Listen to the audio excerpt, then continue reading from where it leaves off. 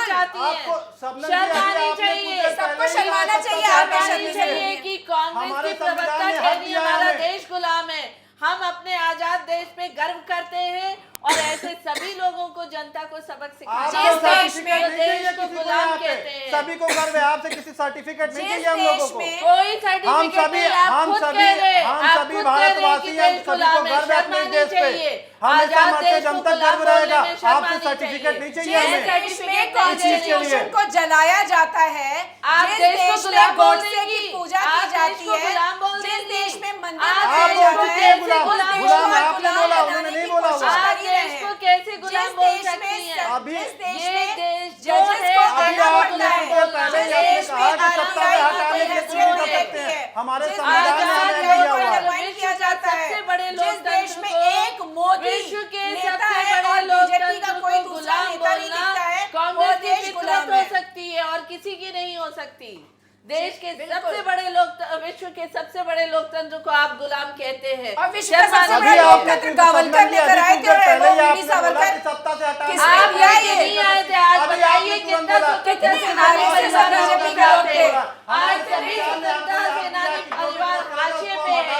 आप उसकी सुध भी लेना नहीं जानते, आप कितने केवल एक आपके परिवार का लोग सुध लेना जानते थे, हैं। कितने लोग आपके थे जो आजादी की लड़ाई में थे, जो सीना आज ठोक रहे हैं आजादी आज। की लड़ाई लड़ने कितने वाले लोग के थे? परिवार आजादी बीजेपी के साथ जानती खड़े है, हैं, क्योंकि वो संविधान का जानते मतलब हैं, जानती है, कांग्रेस बस घोटाले पार्टी की के सरकार पास रही समय कोई और मुद्दा कांग्रेस बचा के तो है अलाइन नहीं। घोटालों चलिए में ठीक है, अच्छा ठीक रहे है, हैं, एक 10 सेकंड। साल अब में आप लोग देश शांत को हो जाइए बंद जरा, कर अब आप लोग दिया। जरा शांत हो मैं जाइए। अपनी हाँ, बड़ी बहन शबनम जी से एक चीज पूछना चाहता हूं कि अगर बीजेपी पार्टी को ये लगता है कि उन्होंने बहुत काम किया है देश के लिए, जनता के लिए, तो मुझे सिर्फ ये बता दें कि अपने जो इनके उम्मीदवार हैं, 25 उम्मीदवारों के टिकट क्यों चेंज कर रही है, क्यों नहीं अच्छा उन्हीं ठीक है, को उधर मत जाइए, अब ईवीएम पे रहिए, ईवीएम पे रहिए, एक सेकंड। लेकिन शौकत अली साहब, ये आपको जवाब देना चाहिए क्योंकि आप लोग युवाओं की बात करते हैं। अखिलेश यादव कई मंच से ये कह चुके हैं कि बैलेट पेपर से चुनाव होने चाहिए।